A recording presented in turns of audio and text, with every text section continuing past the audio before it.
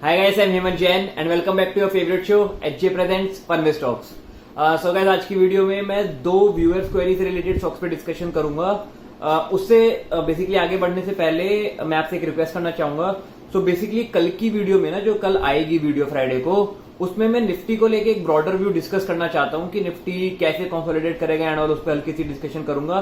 साथ ही साथ जो बड़ी बड़ी कंपनीज होती हैं, large cap companies, typically Nifty की टॉप 100 कंपनीज या यू कैन से 20,000 30,000 करोड़ से बड़ी मार्केट कैप की कंपनीज, उनमें क्या स्ट्रेटेजी फॉलो करते हुए हमें इन्वेस्टमेंट करनी चाहिए, मैं उस पर भी डिस्कशन करूंगा. सो उसके लिए मैं खुद से स्टॉक सिलेक्ट नहीं करना चाहता कि यू माइट से कि हेमंत तुमने ये स्ट्रेटेजी को बैक टेस्ट करके स्टॉक सिलेक्ट किया है, दैट्स नॉट फेयर. ऐसा नहीं होगा. सो इसीलिए I want you to comment down the stocks that you want me to review. तो जो भी तुम 5 स्टॉक लिखोगे, जिन भी स्टॉक्स के maximum number of times, maximum number of comments होंगे जिस भी स्टॉक से रिलेटेड, मैं उन 4 या 5 स्टॉक्स को कवर करूंगा और उनमें वो स्ट्रेटेजी में अप्लाई करके दिखाऊंगा कि किस तरीके से इन्वेस्टमेंट करनी चाहिए. मेरी वीडियो में आपको पता ही है, मैं वैल्यू बाय से रिलेटेड में काफी ज्यादा डिस्कशन करता हूं कि अच्छा स्टॉक जो काफी सही वैल्यूएशन पे मिले तब उसको खरीदना चाहिए, right. Still one of my friends Chirangish, उन्होंने रिप्लाई किया कि उन्होंने एचयूएल को 2600 के लेवल पे खरीद लिया था. ठीक है, that was okay enough, because 2600 भी एटलीस्ट टॉप से 10% नीचे था, लेकिन शायद वो भी सही एंट्री नहीं थी. तो सही एंट्री ऐसे स्टॉक में किस तरीके से डिसाइड होती है, that I will tell you tomorrow. उसके लिए 5 स्टॉक्स कमेंट डाउन करो राइट नाउ. जिन स्टॉक में तुम मुझे चाहते हो कि मैं जिन स्टॉक्स पे डिस्कशन करूं, उन 5 स्टॉक्स को कमेंट करो वीडियो में राइट नाउ. पॉज करो, कमेंट करो and then will start out today's video. So basically इस वीडियो में मैं 2 स्टॉक की डिस्कशन करूंगा. पहला स्टॉक होगा इंडस्विफ्ट लैबोरेटरीज और दूसरा होगा डॉक्टर लाल पासलाल लैब्स. कोई वैल्यू बाय वगैरह की वीडियो नहीं है. हमारे डियर सब्सक्राइबर्स ने एक क्वेश्चन पूछा था कि इन पे डिस्कशन करो कि क्या व्यू है इनका, सो उन पे हम डिस्कशन करेंगे. सो पहला स्टॉक जो है हमारे व्यूअर ने पूछा है, आपको स्क्रीन पे दिख रहा होगा, दैट इज इंडस्विफ्ट लैबोरेटरी. सो इसको रिलेटेड क्या व्यू है मेरा. सो यार देखो, फर्स्ट ऑफ ऑल बहुत ही छोटी कंपनी है ये. सिर्फ कितने 380 कुछ करोड़ की इसकी वैल्यूएशन है. I would like to ask you कि क्यों इतनी छोटी कंपनीज में स्पेक्यूलेट करते हो यार. देखो, पॉइंट इसकी ऐसी जो छोटी छोटी कंपनीज होती है ना, उन्हें मैनिपुलेट करना इतना आसान होता है बिग प्लेयर्स के लिए. लिटरली वो चुटकी बजा के उसके प्राइस को मैनिपुलेट कर सकते हैं. तो देखो, कई बार किस तरीके का गेम खेलते हैं मैं आपको समझाने की कोशिश करता हूं. हर्षद मेहता ने भी कुछ ऐसा ही गेम खेलने की कोशिश की थी एसीसी में. Still I would like to explain कि इंस्टिट्यूट लैबोरेटरी में कैसा गेम खेला जा सकता है. मैं ये नहीं कह रहा वो गेम चल रहा है, मैं कह रहा हूं कैसा गेम ऐसी छोटी कंपनीज में ऐसा कैसे गेम खेले जा सकते हैं. तो जैसे किसी ऑपरेटर को लेट से उस कंपनी में गेम खेलना है, तो वो क्या करेगा, कंपनी की वैल्यूएशन अभी लेट से मार्केट कैप 300 करोड़ चल रहा है, तो वो कंपनी में 10% स्टेक ले लेगा. उसको 10% स्टेक कितने का पड़ा, 30 करोड़ का. 30 करोड़ का उसने स्टेक ले लिया.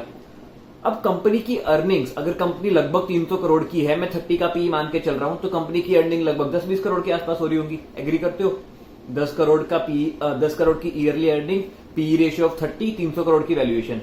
तो वो कुछ ना कुछ करके ना कंपनी के मैनेजमेंट तक अपना पैसा पहुंचाएगा. 30 करोड़ उसने कंपनी में इन्वेस्ट किए हैं, बाकी लेट से 20 करोड़ और 20 करोड़ मंथ ओवर मंथ या क्वार्टर ओवर क्वार्टर जैसे तैसे करके वो कंपनी की बुक्स में ऐड कराएगा, ताकि लोगों को लगे अरे कंपनी के प्रॉफिट्स तो काफी ज्यादा बढ़ गए हैं. कंपनी के प्रॉफिट्स लिटरली डबल ट्रिपल हो रहे हैं. यहां से जो कि 10 करोड़ आते थे, वो अब 10 करोड़ की जगह 30 करोड़ आ रहे हैं.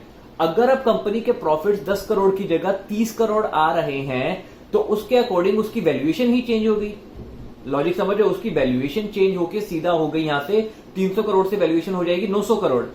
यही वो न्यूज आर्टिकल्स वालों को बोल देगा, न्यूज इस पे पब्लिश करो, आर्टिकल पब्लिश करो. न्यूज इसी तरीके से मैनिपुलेट की जाती है. अब लोगों को लगेगा इसकी वैल्यूएशन तो हाँ 900 होनी चाहिए, अंडर वैल्यू ग्रोथ कंपनी है, फिर उसके पी मल्टीपल भी काफी ज्यादा हो जाएगा. 30 की जगह पी उसका 60 होगा.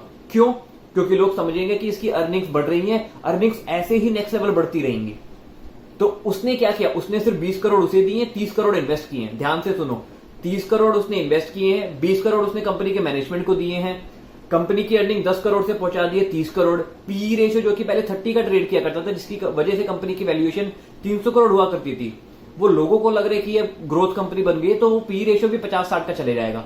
तो 60 के पी रेशियो के अकॉर्डिंग 30 करोड़ का अगर तो 60 के पी रेशियो के अकॉर्डिंग अगर 30 करोड़ उसकी अर्निंग्स आ रही हैं, तो अब कंपनी की वैल्यूएशन कितनी होगी, 1800 करोड़. तो वो अपने शेयर जैसे ही ऊपर पहुंचेगी ना, हौले हौले करके सारे डंप कर देगा. या तो हौले हौले करके डंप कर देगा या अचानक से डंप कर देगा. उसने जो 30 करोड़ प्लस 20 करोड़ जो 50 करोड़ लगाए थे ना, स्लिपेज विलिपेज सब कुछ मान के तुम काउंट कर लो, वो 170 या 160 करोड़ लेके निकल जाएगा, क्योंकि कंपनी की वैल्यूएशन उसने 300 करोड़ से 1800 करोड़ पहुंचाई है। तो उसके जो 30 करोड़ इन्वेस्ट हुए थे उनकी वैल्यूएशन अब 180 करोड़ है। अचानक से भी वो डंप करेगा, ढेर सारी शेयर में वॉल्यूम वगैरह आ रही होगी, तो वो कम से कम 150 करोड़ के स्टॉक तो बेच ही पाएगा। लॉजिक समझ रहे हो उसने क्या किया यहाँ पे? तो बहुत छोटी कंपनीज को ना इस तरीके से मैनिपुलेट किया जा सकता है।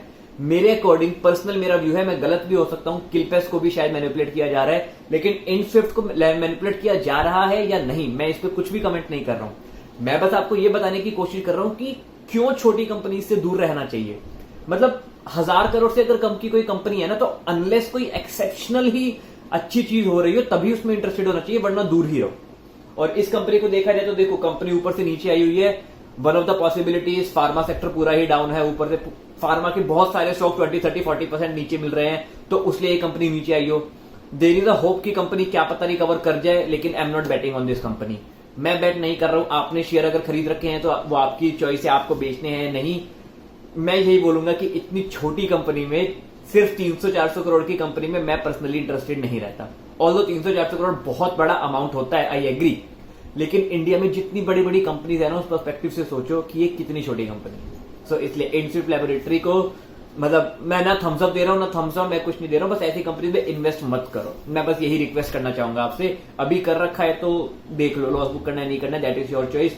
किस तरीके से हैंडल करना है प्लीज थोड़ा सोच समझ के डिसीजन लो, और गांठ बांध लो, आज के बाद 1000 करोड़ से कम के वैल्यूएशन की कंपनी में तो घुसना ही नहीं है। It's as simple as that. So basically second company जो मैं डिस्कस करना चाहूंगा वो है डॉक्टर लाल पातलाल लैब्स।